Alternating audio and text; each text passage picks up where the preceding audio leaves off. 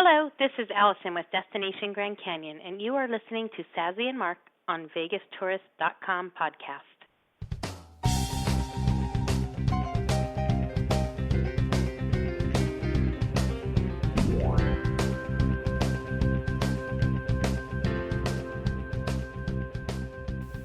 Hello. Hello. And you are? I'm Sassy. I'm Mark, and this is the VegasTourist.com podcast.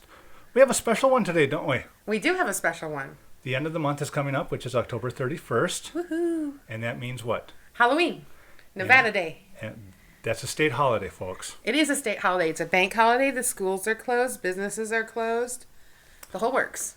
And it's not just because it's Las Vegas. It's actually a state holiday. This is when Nevada became a state in 1864. Oh, he knows the date. You're good. I'm a tour guide. I got to know those things. Wow. Wow.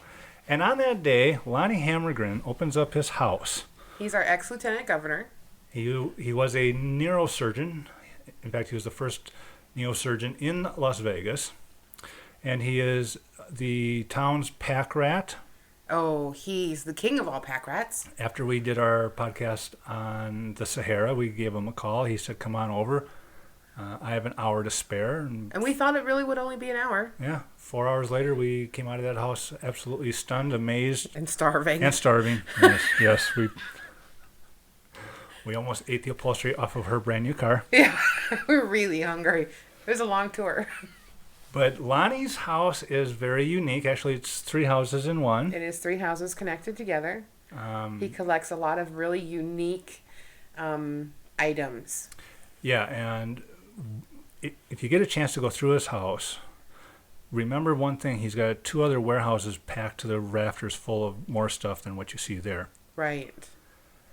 And it basically took us about 2 weeks to just process the information of what we saw and the stories he told us, and how it works. Now, the interview is a little over an hour long. There are some really boring parts, but then there are some really exciting parts because he gets animated in his storytelling. He really does. He goes off on a rant. And the stories behind some of the things that are in his house and Vegas history, so it makes for a very interesting podcast.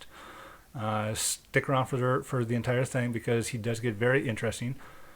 It will open with a song sung by him. Oh, on Liberace's piano. On Liberace's piano, correct. While we were sitting on Liberace's staircase. So, yeah. Talking to him and being in his house is like being in the presence of great madness and great genius all at the same time. Exactly. And my wifey played photographer. Yes, she did. We didn't see her for hours. We actually have, she took over 100 photos. Did she really? I haven't seen them yet. You haven't shown me. We haven't posted them on the website. By the time this gets up, it'll be on the website. That's what he says. That's what I say. Not all 100 of them. Oh, God, no. I hope not. No, but some of the more interesting things. The double-headed goose would be good. That was. Yeah. Some of the old Vegas signs. Yeah. And it's an interesting joint. Listen to the interview. He's a really interesting man. He's one of the few treasures we have here. Yes. That's unique to himself. He's not a sheep. We love him very dearly. He's a unique pack rat, and that's really the easiest way to explain it. Yeah. And the way we met was at the boardwalk when that had its auction, and what made me think of him was the fact that it sounds like that the Stardust, thank you. You're welcome. Might actually go. I'm here to help. Thank you. Just not a pretty face, are you? No. Okay. So, folks, once we sign off here, the interview will follow right behind it. So enjoy it. Give us your feedback, please, at thevegastourist@gmail.com. Say goodnight, Sassy. Good night, Sassy. But that gum cost keeps going higher. I can't ride if my tank gets any drier. So I pump as price goes higher, and it burns me up when gas goes higher. Gas goes higher.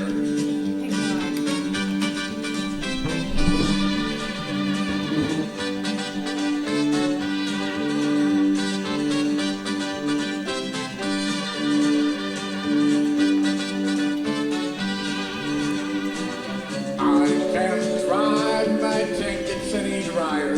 So I pump as the price goes higher, and it burns me up. When gas goes higher, gas goes higher. The oil companies, CEOs, all laugh at us when the markets close. While they're enjoying record gains, we're sucking it up and feeling pains. I can't drive if my tank is sitting drier, so I pump, pump, pump as price goes higher, and it burns me up. When gas goes higher, gas goes higher. My engine stopped, my tank is out, so I walk, get money from my honey, and it burns me up. When gas goes higher, like to start a fire, and it burns me up. When gas goes higher, like to start a fire.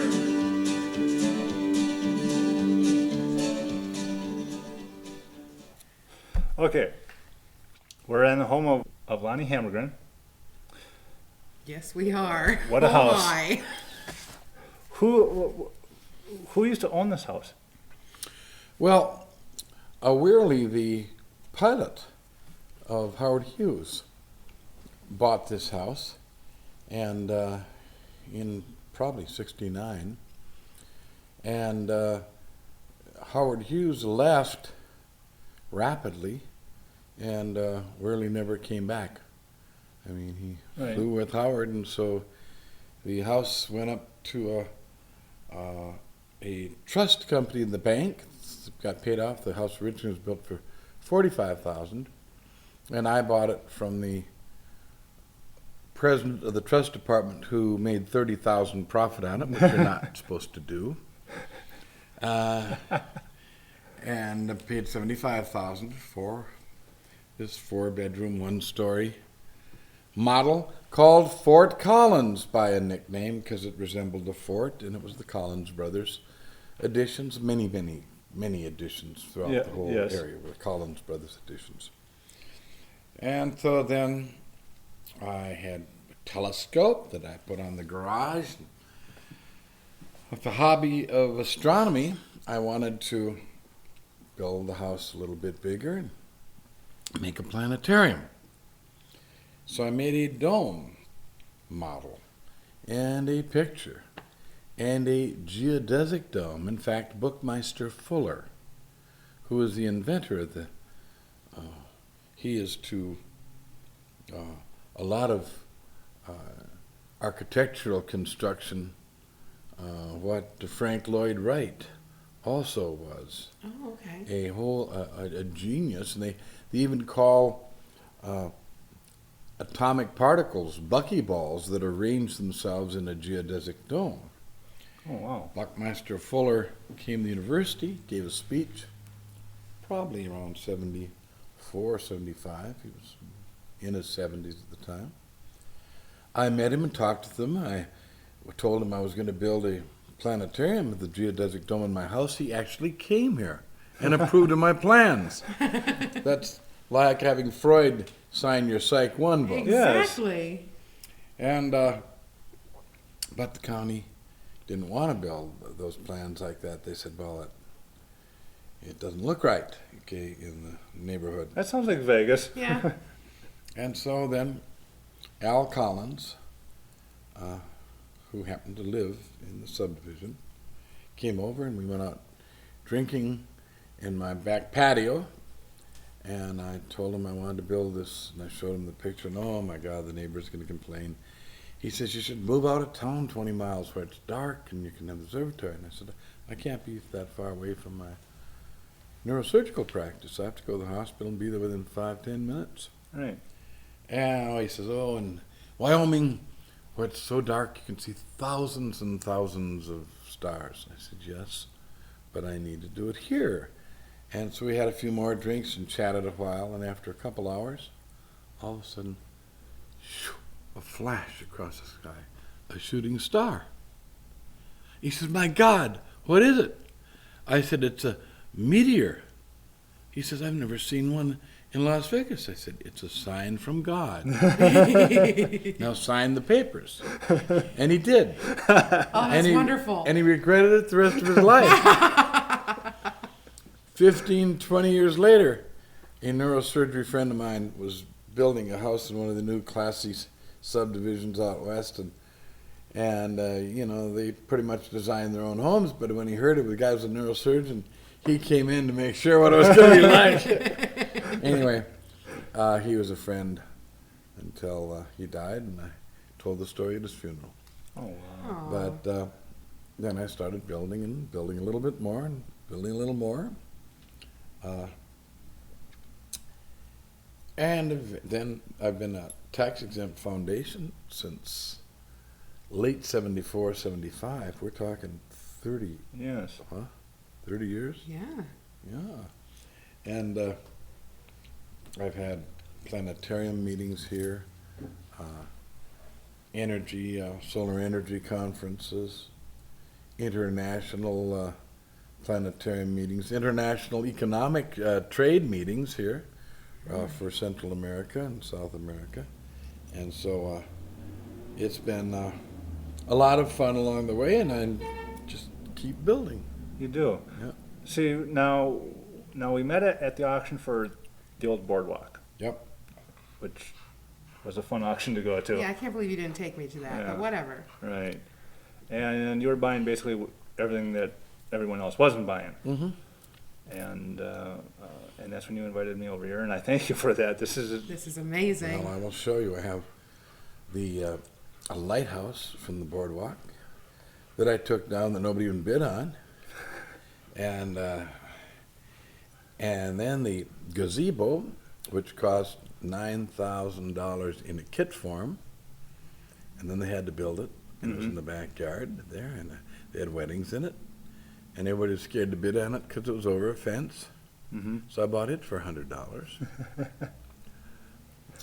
Now, you have stuff here from basically all of the hotels, correct? Yeah. We're looking at Liberace's staircase, Mark. Here, look, right there. That is. That's from the boardwalk. Right. Yep.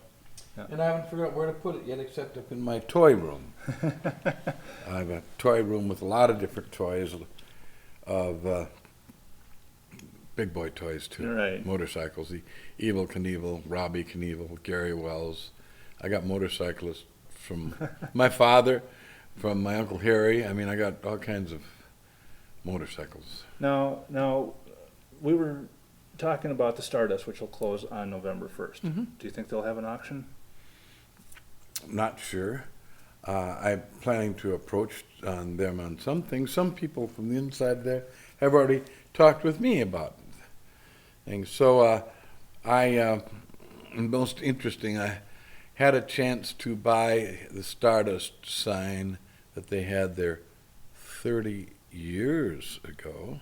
There was a ball, a world. Oh, Okay. You remember it? Yeah. And It was I cool. got them down to $100. For that? Yeah.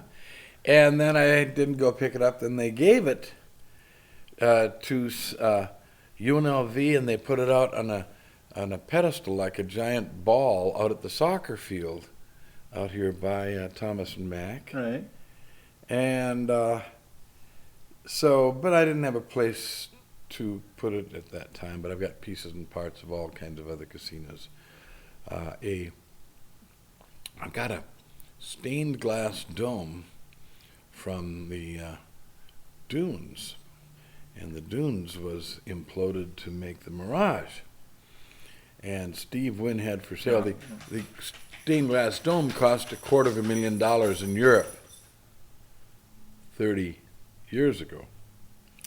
And they asked for a price was $25,000, and nobody picked it up at that because it's 3 stories up, expensive to remove. Then he gave it to St. Viator's Church, who was building right down here in Eastern Flamingo with a new church, and they got a bid for taking it down was $13,500 Just to take it down. to take the dome down. And they didn't have it in their budget. They had a building that just couldn't figure out how to do an additional budget into that. And so next, St. Vitus said, we don't want it. So I bought it for $2,500. And I traced the number of middlemen back that got $500 out of the here and there and whatever. And the most Steve Wynn got was $1,000 into his corporation onto that.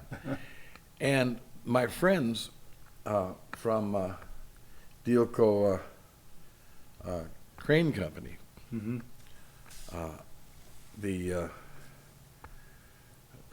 well, I've been good friends with them for a long time. A couple of brothers run it. That's all Vegas is about, is friends. That's right. And cranes is what we do in Vegas all the time. Yeah, we do cranes very well. Yes. They picked it up for me off the top without disassembling it, hauled it back here, and put it on the top of my thing for nothing. Oh, now those are some good friends. That's good friends. And Roger, who was the man who was running the crane, his brother Dick runs the company, dropped it right on the top of the house. So I'm into it, $2,500, and it's one piece. There it is. One piece. Yeah. That's amazing. Now, are you in competition with the Neon Museum, or are you helping them out, or do you see that? Both. Both. Yeah. Okay. I help them out. They have some things that were given to me, and somehow they got hauled there, and I'm not making a big thing of it. And but I see, they don't have any budget to pay for things. They want people to pay for to take them down. Right. And I don't have any budget. The only sign I bought is one hell of a story, and that's the Castaways, the original Castaways sign. Downtown or down on the strip? Here on the strip.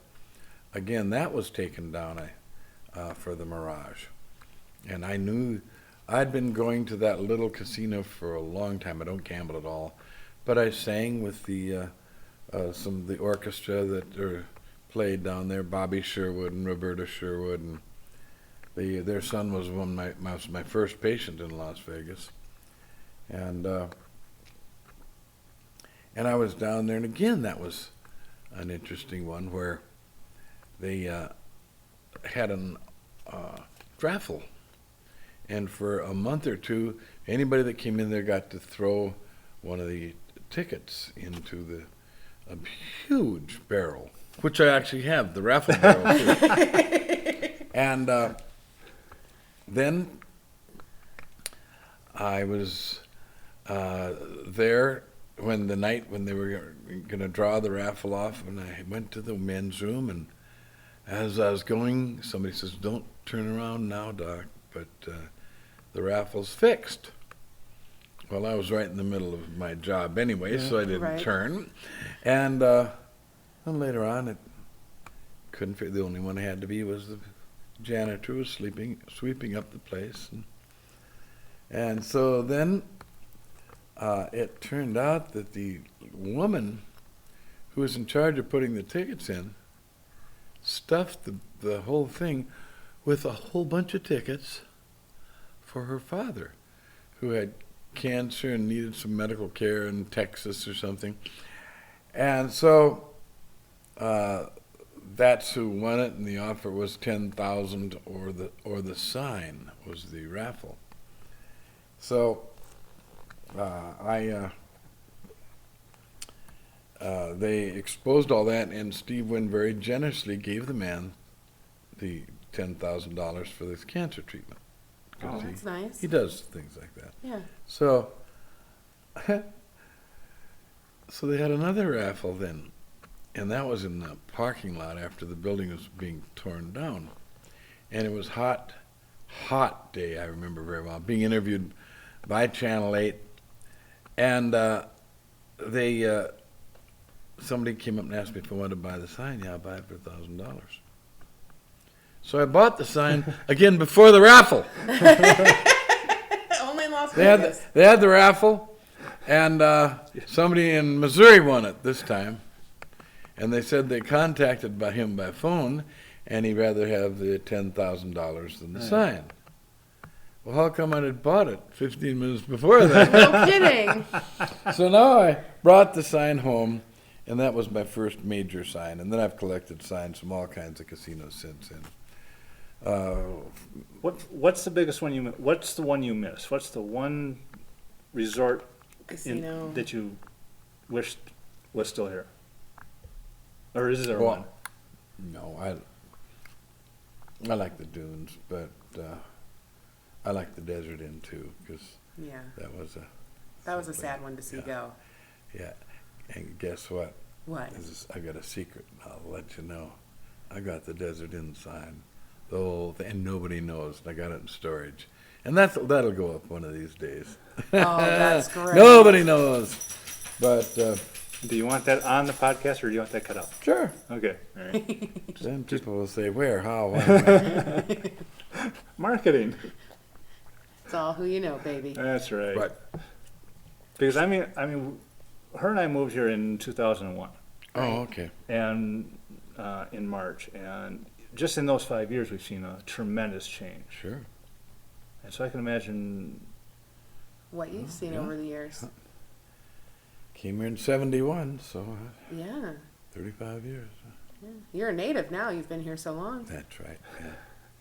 And we have people have been here 30 years or something. There's a party in late September Right. every year, and it's going to be held. Guess where? At Stardust. So That may be the last big bang. Yeah, and I haven't looked around of anything particular I want from there because I haven't bothered to yet. But they'll be the right. See, there are many things they have that are so big, Mm-hmm. and I have no money to buy them or to transport. If I can haul it myself, Sure. and that's a lot of the things that I've been doing. I'm even thinking of building my own crane now, because I don't want to bother Dealco with the little jobs that they save them for big cranes. Right. Anyway, Now you open the house up once a year, Nevada Day, and which is Halloween. the 31st of October, that Nevada was admitted to the Union, Yeah. and so people always go Halloween, Nevada. It's a state holiday, and everyone just kind of looks at us going, "That's got to be a Vegas thing." It's like, no, it's a state It's holiday. a state holiday. It's practically the only state in the union that still celebrates its birth. it's true. And you open up the house for tours, and Yep. and it's for charity, or just I don't charge anything. Okay. Yeah. now. Are you planning to open this up as a museum, or I think we already have, but you think? You think? yeah, I've had many thousands of people. You know what? Through the years, 100,000, Wow. maybe 200,000. I'll have to rethink that. Yeah. We've had on one weekend. We had I know it was '94. It's when I was elected lieutenant governor. We had 1,000 people on Friday, and 4,000 on Saturday, and 5,000 on Sunday. 10,000 people Wow. in one weekend. So Now you just had a quote unquote garage sale. yeah, I was- missed it. That was You your had a wife's garage sale? idea. that was my wife's idea, God bless her. and we had 2,000 people for that. Of course, we had pretty good advertising. You always do. Yeah. What were you just selling, the little things that you had multiples of, and Little things I had multiples of them. And not a lot of things that it's just you needed more room? needed more room. Yeah. And, she sold some stuff that we should never have sold. You kind of get into it, and then it kind of starts Oh, to yes. snowball. Yeah. Yeah. And she was looking, for things, and the second day, she's looking around. She's got to have something to sell. What can I And sell? What can I sell? That's exactly right. won't he miss? And she started taking, the things that I really wanted to save, and no. So, but the things that I put out that were hers, somehow never got out. She's cute, not stupid. That's right. Anyway, it's been fun along the way, and I've got an underground tomb, Egyptian tomb, and that's I have a sarcophagus with an iron lung in it. Up until a month ago, it had a motorcycle in it. Actually, it's a 3-wheel motorcycle, and it belonged to Evel Knievel. It was Neat. last licensed in Montana, I think the year is 67, and he gave it to one of his mechanics who lost it in a gambling thing down here. Sure. And I bought it in 1976, and I know that because I had it painted red, white, and blue as the world's only bicentennial Messerschmitt. And I have it, I love it. inside this sarcophagus, which I called a carsophagus. And I just moved it out, and I built another combination carsophagus in which the Messerschmitt is a amphibious Egyptian ship with a Cleopatra's barge, which wasn't a barge, it was a gorgeous shaped ship that was a model that was found in an Egyptian tomb. And I haven't convinced my wife to pose on the top of it yet, but maybe she will someday. A few more Cosmos. You might get her there. That's right. Yeah. And so then I've got under the center house it's really a interesting replica, though it isn't made to build like. There was under the State Museum 50 years ago, they built a model of a mine in Nevada. Oh, interesting. And then there's been a lot of other things which we had planned underground, such as an MX missile base, in which there's a 50-mile circle Wow. of railroad tracks underground with missile launch sites that could be popped up, all over. There And was it's a here in purpose. Nevada? Yeah, well, it was planned, but Okay. it was a Cold War phenomena where we were out, we have 10,000 atomic warheads. And, of course, in fixed silos, like in North Dakota, where they Sure. have whole fields of silos of that, it's easier to that's a target for one of a Right. Russian missile. So who's going to build most missiles and who's going to bang that one. So this was done so we could move the missiles around. You can. So I've got pieces and parts and bolts and of the doors and whatever of those missile sites. So I've got an underground gold mine missile site. Not everybody has one of those. That's right. Sort of like Area 51, but anyway. Sort of. Not that I've it got- exists. And I've got various things from Area 51. But I had fun with. When I was lieutenant governor, I strongly sponsored movies to be made in Nevada. And I was through my effort that we got the highway across there named an alien highway. Highway?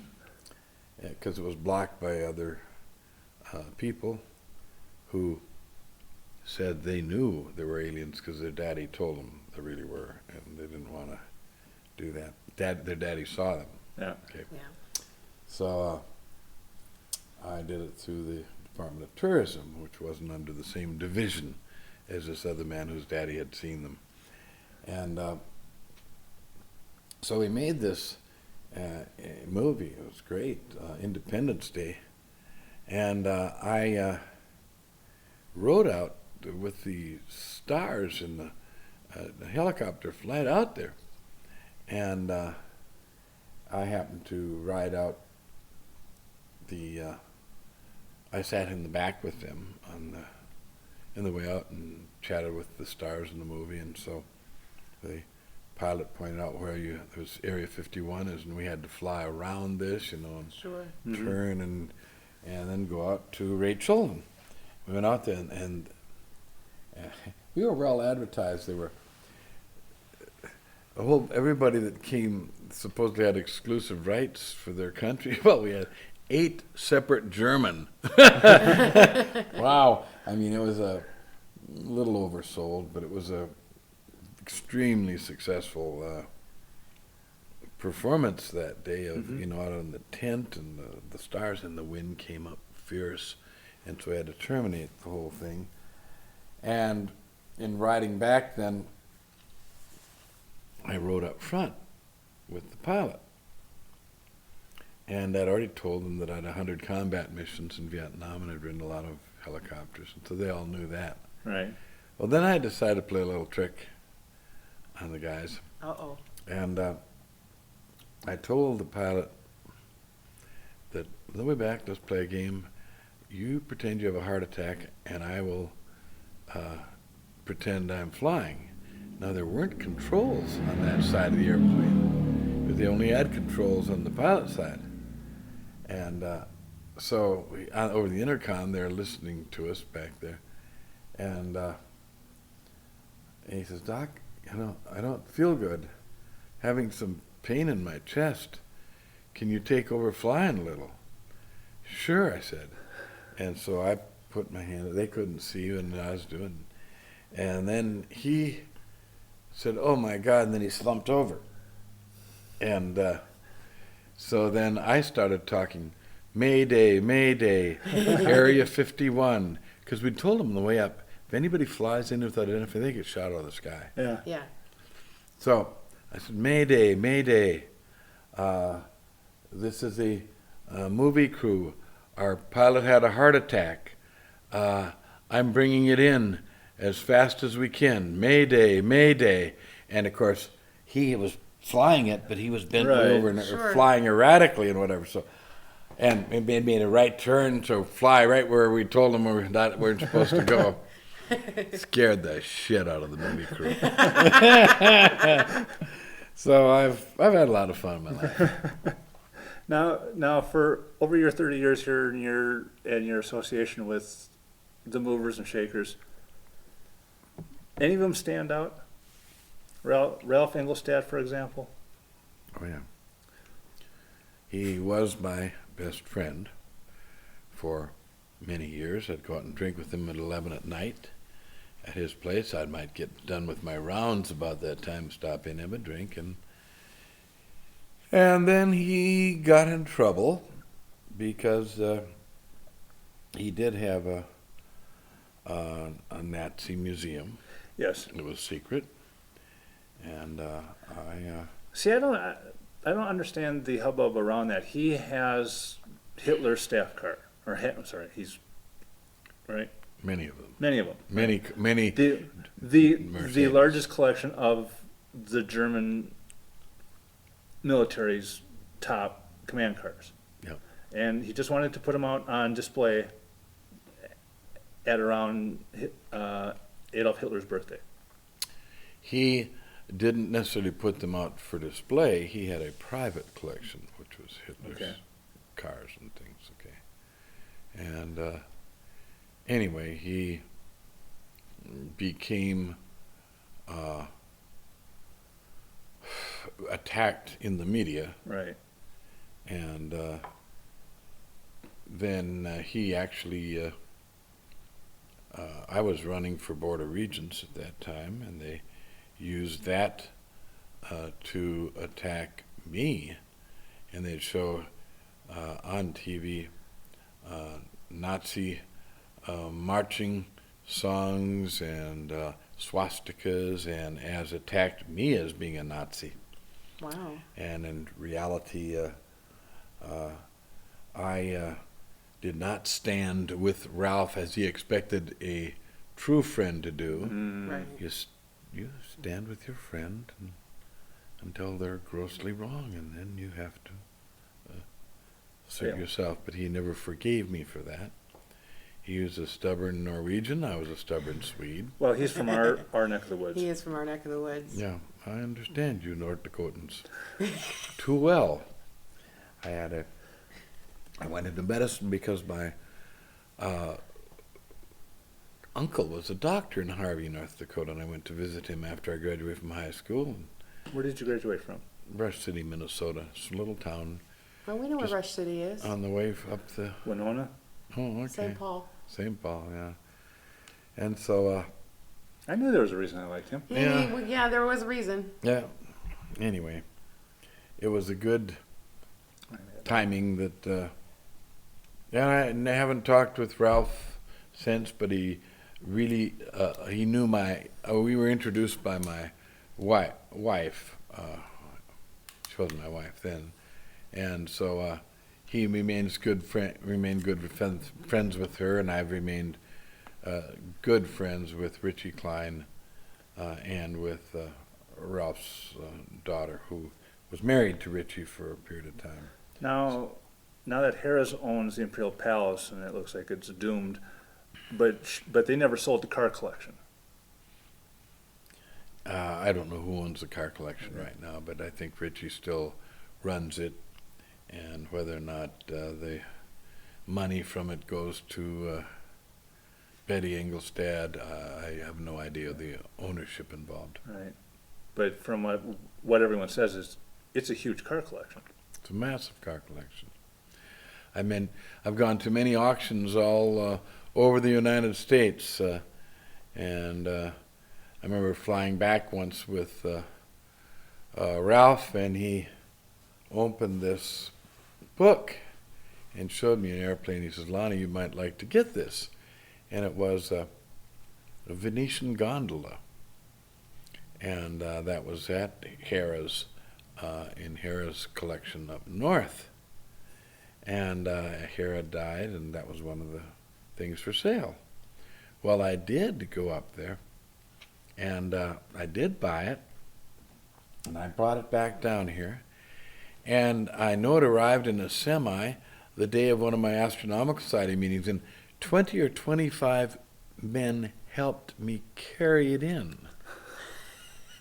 It's 36 feet long. You know, the Venetian doesn't have gondolas there. Those are gondololas, which are little things. Right. They're maybe 20 feet long. This wonderful display. I still think it's the prettiest casino in town. Yes. But the real gondola is big, and it is so interesting that within the last couple months, I built an extension around it, and then I built it into a cathedral. Now, my cathedral is a 1/24th scale model. I had a book on the building of the Cathedral of Chartres in France, which was the largest cathedral ever built. And the book showed it took 200 years, and various bishops and people, a lot of people died. Remember, they had to walk, or it's human power. Right. Even if they walked into, like hamsters run in little cages. Sure. And men would be in cages in the top and walking around, turning the windlasses that hauled up all these big stones. But anyway, I built a 1/24th scale model of this cathedral, and on the opening, it just happened to be on a Nevada day a few years back, and a lady, Diane, who did a book about me too. Diane used to have a framing store, and she was helping put up the story of this in the book. And she said, "Lonnie, did you read the preface to the book?" I said, "I've read every word in that book." She said, "Better read the preface again." And it's in that it said the Cathedral of Chartres was imaginary. And it was how they did things then. So the whole book was very well researched. But there was no Cathedral of Chartres, which makes mine the Cathedral of Chartres. Who knew? Who knew? So now I've got this cathedral, and the gondola is in it, and it's gorgeous. And it's here or where? It's here. It's We're here. gonna have to go see this. You're gonna see that, and it's covered over by a canopy. It's closed. It looked like it was sort of a, we teased before it was a brothel or something like that, because here it's got this canopy with stained Venetian blinds, Venetian Real glass, Venetian blinds. real Venetian blinds. Yeah. And it's just all covered with carving. Well, then my wife started doing some research on this and reading something, and we had a man came in who owns like 20 gondolas, including the ones that are here in Lake Mead, but also in Venice, California. And he researches this. He spent an entire afternoon crawling underneath this, under the floor, measuring whatever, because at first he thought it was the oldest gondola in existence. Oh my. And he said, if so, it's worth $1 million to the museums and that would want something like that. Now it turns out the Harrah's sign says it's approaching 200 years old, and it may not be the oldest in existence because at that time, when you poled them, or with the one-sided oar, they curved all the time. Okay. And so after the 1850s or so, they built a little compensatory curve into the gondola, so you could pole it from one side, or row it from one side. And this has that curve, so it probably was only built 150 or 60, not 200 years ago. Still. But he has so much knowledge. There are only 5 wedding gondolas that he knows of in the United States, but this is the only one with the canopy. It's gorgeous. So it's obviously the nicest one in the.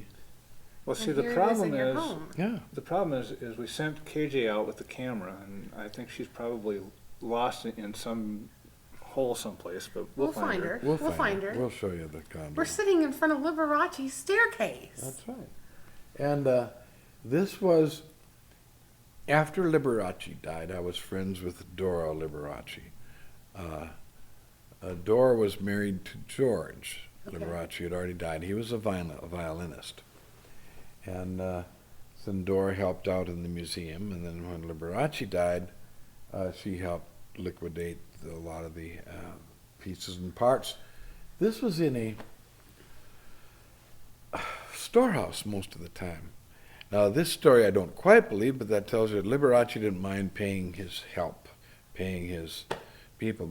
Because they said every time they'd take it in and out, it cost, and put up the whole set, because it was a multi-story set, was Right. $50,000 Well, there's a lot of in money fees. back then. So I looked at that and I said, well, I really, really should build that in the house. But it didn't fit. And so I cut into the garage and chopped see that that. part of the garage I see that. to build this in. And then it had plastic here. See, this is plastic. It's all acrylic, yeah. This was plastic, but listen to that ring. Uh-huh. It's now glass, and these are from the dunes. Oh, neat. So I've got real prisms hanging from these things, all glass from the dunes. And nobody knows that. I'm going to have to, hey, this is part of posterity. Now, Yes, it is. this is left behind. This is information. Did you ever meet Liberace? Just briefly. Yeah. He wasn't I wasn't a good friend of his, but I just met him. And then I almost bought his house that was for sale. I would have. A friend of mine, Hart, and I were sitting together, and they kept being harassed by this guy. We had a chance. We would have bought that. But I got so much other things. Liberace's furniture. Now this is Liberace's piano over I here. saw that. And I'll play you a song on that. Okay, Go for it. go for it. That'd be great. Now here's what You see, I really was born in Minnesota, and I played accordion guitar, but, well, here's a song. Here's the way I wanted to play music. I remember accordion and guitar work fine in Minnesota, but what I want to do is play something like this. Have you seen the bright lights burning up and down hot old Broadway? Have you seen the way how that fire can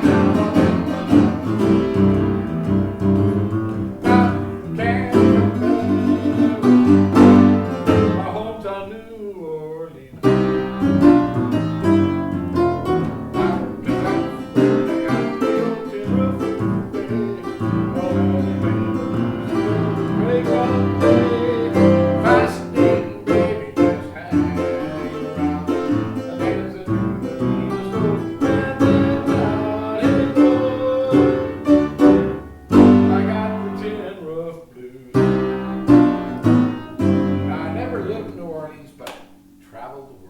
Fortunately, I moved to Las Vegas. Now here's how I would play that same song now. I'm just getting the right burning out on Broadway. I'm singing Carolina, Birmingham, Alabama. Got candy my home Las Vegas, USA.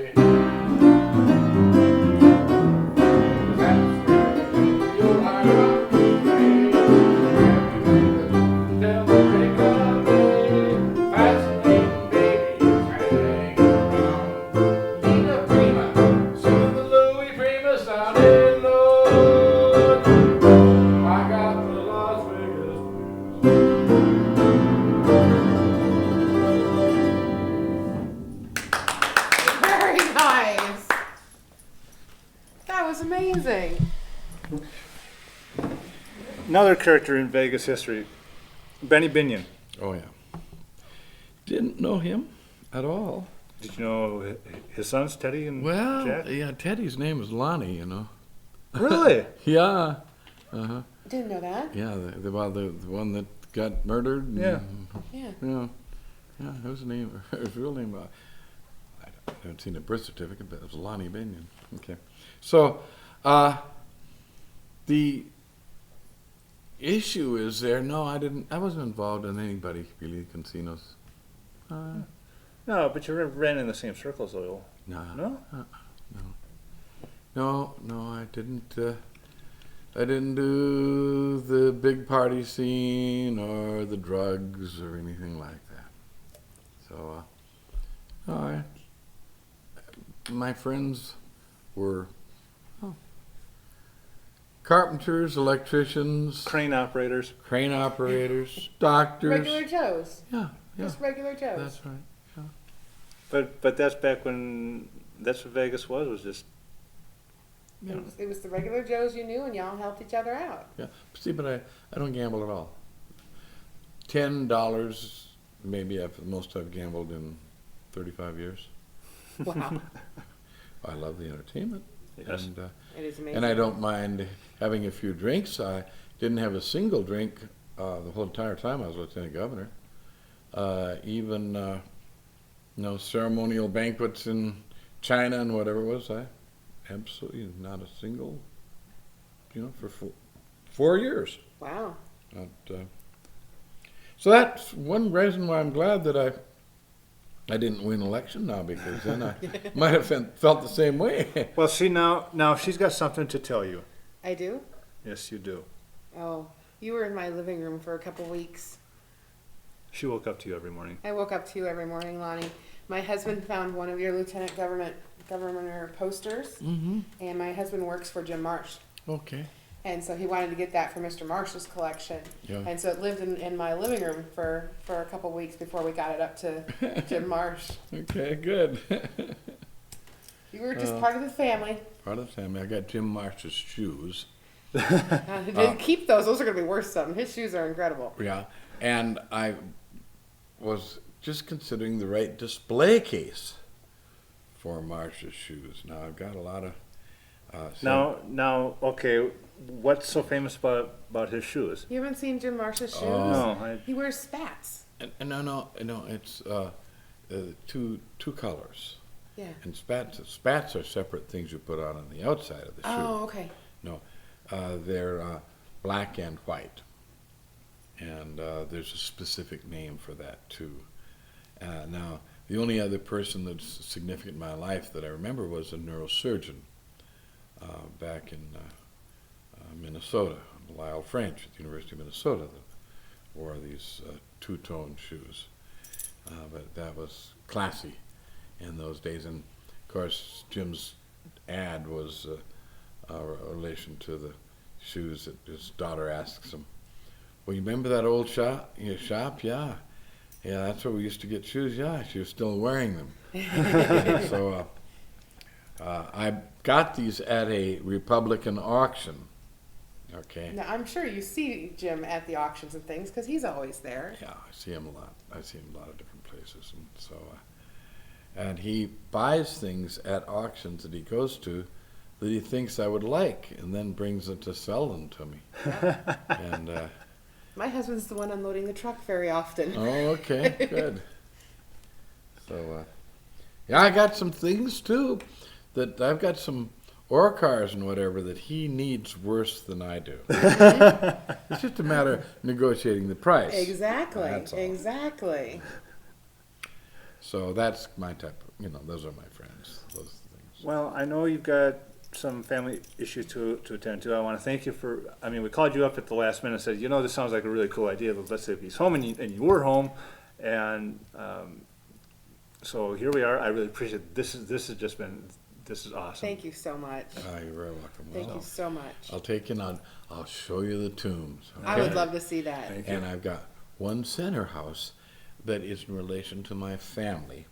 I've got my dad's insurance office, and I also have my mother, who was typified, and the interesting ladies that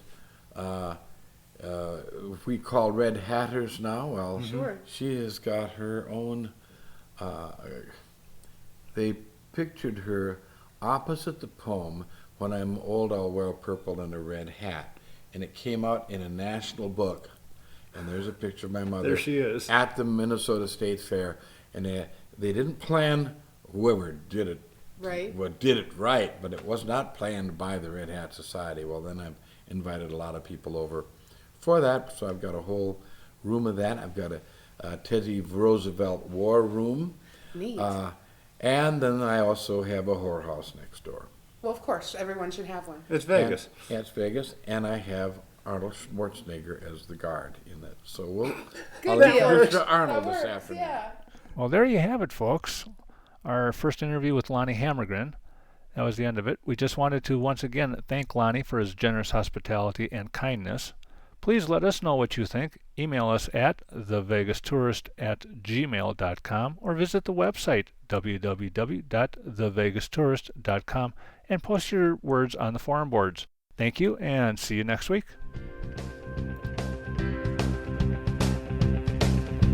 Scared